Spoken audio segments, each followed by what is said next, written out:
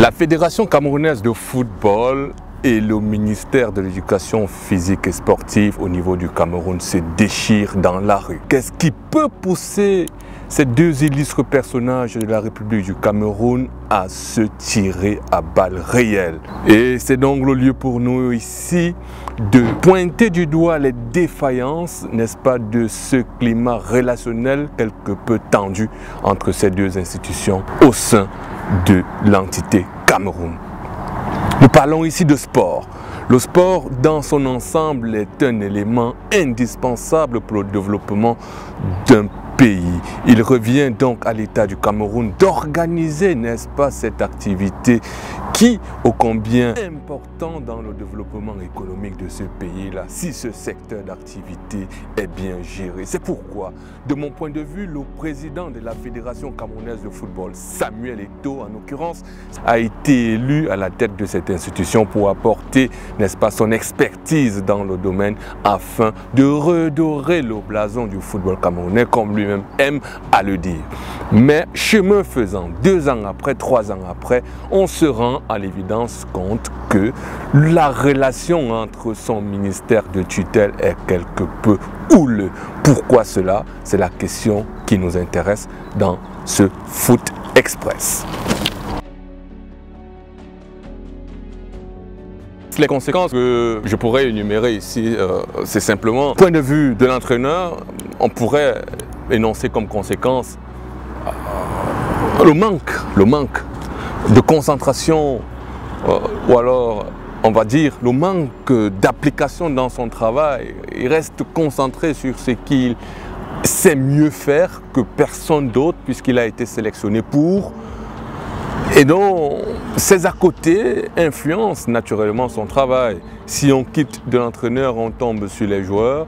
Si l'entraîneur ne sait pas mener à bien ses poulains, naturellement, il y a une influence, il y a un impact, un grand danger qui court sur la préparation des Lions indomptables. S'il faille se rappeler ici que la Fédération camerounaise de football n'a pas mis à disposition le matériel, le kit nécessaire pour la préparation des Lions indomptables aux 2 rencontres qu'ils ont eu à disputer. Et donc c'est dit que cette préparation-là a eu un grand impact, a eu une grande influence au regard de la situation loufoque qui existe entre le ministère de tutelle et la Fédération camerounaise de football. Au-delà de ça, les joueurs manquent. Si le coach Marc Brice n'avait pas été aussi ingénieux dans la mesure où il a canaliser, n'est-ce pas, le regard de ces poulains sur les 2 rencontres à venir, préparation psychologique qui va avec, qui est le pendant, n'est-ce pas, de la formation qu'il a reçue. Et donc, on peut dire qu'il a réussi à canaliser les forces en présence pour se préparer au mieux qu'il pouvait pour disputer les 2 rencontres Cap-Vert et les Palancas Negras d'Angola. Au-delà de ça, la conséquence majeure de ce conflit ouvert qui se déroule maintenant dans les rues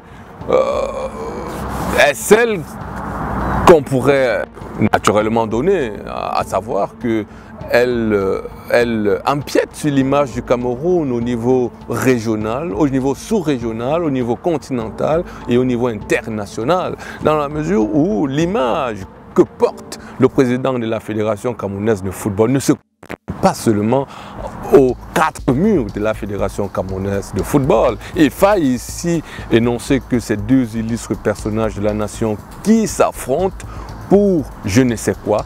Et donc c'est ce que nous allons découvrir dans la prochaine question. Le Camerounais a disputé 2 matchs. On a vu des changements majeurs apportés par le coach Marc Brice, à savoir la circulation de balles, le style de jeu, la philosophie qu'il essaye de mettre en place pour ramener ce fighting spirit perdu avec les précédents coachs que nous avons connus jusqu'ici. Quand je regardais les 2 matchs je me souvenais de ce coach que nous avons eu qui est décédé aujourd'hui, qui nous avait aussi permis d'organiser un football moderne, j'ai envie de dire. Pour ne pas me répéter, Marc Brice, au cours de ces 2 dernières rencontres, a permis de taire les querelles dans la tanière, a permis de taire les querelles dans le psyché national, dans la mesure où il se faisait appeler brocante belge. Et donc c'est dit que, à travers cette expression, c'était dit qu'il ne maîtrisait pas les arcanes de son métier, pour la simple et bonne raison qu'on considère qu'un entraîneur est celui-là qui engrange les trophées. Mais pour moi, pour ma part, je considère que la philosophie que nous amène Marc Brice est celle qui prépare une équipe à conquérir des victoires, à aller à la conquête des trophées. Si la base, elle est saine, mais vous ne pouvez aucunement, comme ce que je vois sur la toile aujourd'hui, demander à un entraîneur de la trempe de Marc Brice arriver sur la terre camerounaise dans ce climat conflictuel, lui demander de gagner ipso facto les rencontres qu'il a menées. La défaite est interdite. On ne saurait, de ce point de vue, considérer que les entraîneurs qui viennent à la tête de l'équipe nationale du Cameroun, même comme ils n'ont pas encore fait leurs preuves, soient sanctionnés par les appétits quelque peu démesurés des supporters camerounais. Et donc, à l'issue des 2 rencontres, je dois dire que je suis au moins satisfait de la production du jeu, de la qualité des hommes qu'il a convoqués, de la qualité du dispositif de ses joueurs sur le terrain, de la circulation de balles. Que dire d'un Carlos Baleba qui a émerveillé non pas seulement le Cameroun, mais tout le continent. Il sait se faire plaisir sur le terrain. Et donc, Marc Brice, par là, nous montre qu'on juge le maçon au pied du mur. Je prends à témoin ici le promoteur de la chaîne Belgocam 21 qui me fait le plaisir de m'accueillir sur ces plateaux dans lesquels je tenais déjà quelque peu en respect le coach Marc Brice pour son brillant parcours, plus d'une vingtaine d'années en tant qu'entraîneur. On ne saurait cracher dessus. Et donc l'équipe camerounaise, au regard de ce qui a été produit au cours des 2 dernières rencontres, ne peut qu'être sur de bons chemins. Il faille maintenant que l'entité qui gouverne, qui dirige ce football-là, soit en odeur de sainteté avec sa tutelle. Pour cela, il faille, s'il m'est permis de donner quelques recommandations ici ou alors quelques solutions, trouver un climat de paix. Et pourquoi la paix? Parce que cette animosité a empêché notre équipe nationale de se préparer au mieux. Et il est donc nécessaire pour l'avenir de reconsidérer l'intérêt général, de reconsidérer la volonté des 30 millions de Camerounais, à voir leur équipe briller sur le plan international et national, à voir les victoires venir à n'en plus finir, à voir cette équipe dans la préparation la plus optimale possible. Il faille que les 2 entités en conflit ici se mettent ensemble pour travailler. C'est pourquoi dans ma précédente émission sur Belgocam 21, je parlais déjà de cette méthode tripartite développée par Kate Anderson qui doit être utilisée, c'est-à-dire chercher à savoir ce que je veux déjà, chercher aussi à savoir ce que veut l'autre et se faire entendre et se rassurer que ce que je veux ou ce que veut l'autre a été compris. Si ces 2 premières étapes ont été étayées, la 3e n'est que la proposition d'une solution qui arrangerait les 2 parties. C'est-à-dire que la Fédération camerounaise de football et son ministère de tutelle arriveront à un compromis qui aiderait, n'est-ce pas, le développement du football camerounais.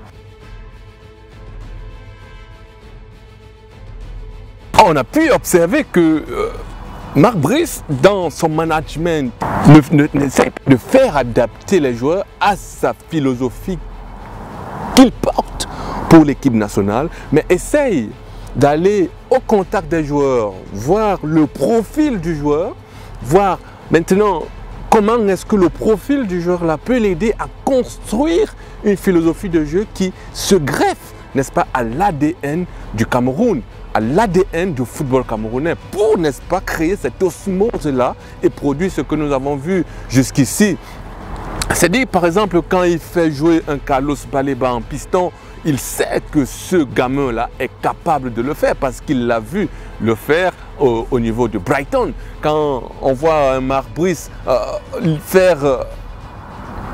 créer des conditions à même de libérer un Zambo Anguissa, comme c'est le cas dans son club, on voit qu'il travaille pour mettre à l'aise l'ensemble de ses joueurs, pour qu'ils se fassent plaisir sur le terrain. Ce n'est pas une imposition du style « j'aime ma philosophie de jeu », comme ce fut le cas avec notre précédent entraîneur Rigobert Song-Baranak, « j'aime ma philosophie de jeu et je veux l'imposer à l'ensemble de l'équipe. » On voit qu'ici, le pédagogue Marc Brice essaye, n'est-ce pas, de faire corps avec ses joueurs, voir les qualités, les aptitudes, les compétences qu'il regorge, qu'il renferme pour construire une idéologie, une philosophie de jeu qui cadre au mieux avec l'esprit Cameroun.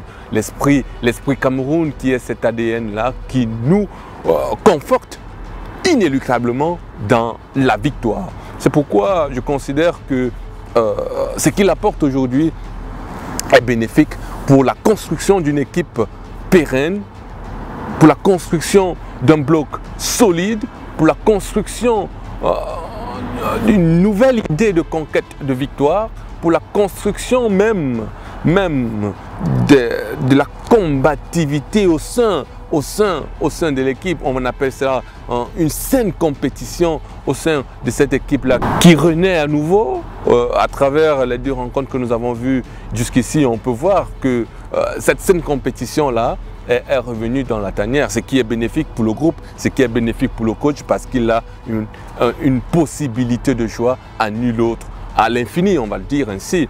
Et donc, je me permettrai ici de voir en lui quelques objectifs qui se fixent, à savoir reconstituer l'équipe nationale du Cameroun, lui donner un sens, lui donner une direction, lui redonner, j'ai envie de dire, ses lettres de noblesse. Et donc c'est à ce niveau-là qu'il fait corps avec le projet que développe le président de la Fédération camerounaise de football, c'est-à-dire redonner au football toutes ses lettres de noblesse. Et c'est en conférence de presse d'après-match qu'il nous faisait rappeler que c'est maintenant que son travail commence, dans la mesure où il va se rendre dans le championnat local pour détection des joueurs, locaux. Et il nous a gratifié, n'est-ce pas, de sa bonne humeur, à savoir que les Lions indomptables du Cameroun ouvrent la porte à la jeunesse locale.